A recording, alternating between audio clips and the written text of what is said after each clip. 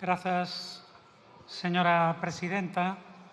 Señora Álvarez de Toledo, non sei por que esa última frase con a que vostede acabou o seu discurso ultra ese "en España volverá a salir el sol" me trouxo reminiscencias do pasado.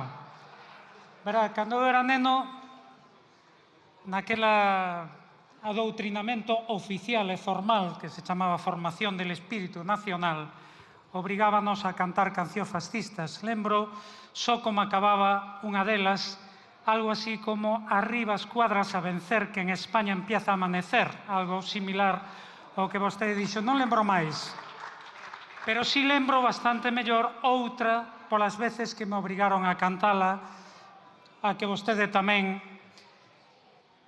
veu aludindo.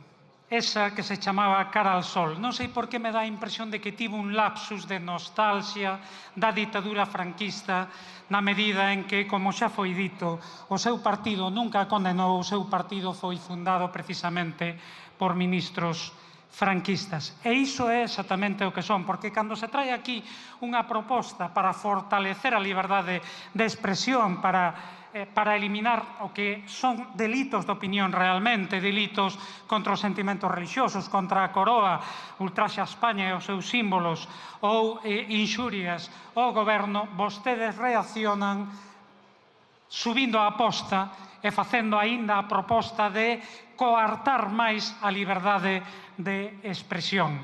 Esa é a súa reacción.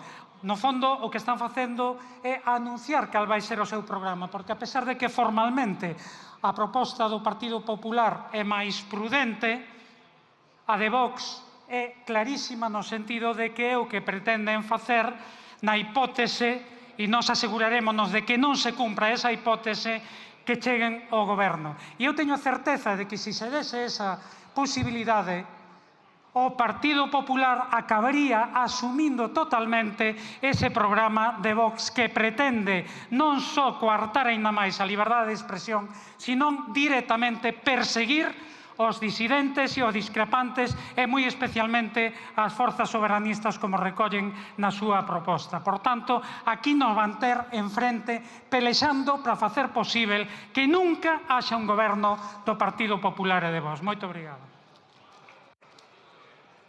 Muchas gracias, señor Rigo. Tiene la palabra la señora Velarde Gómez.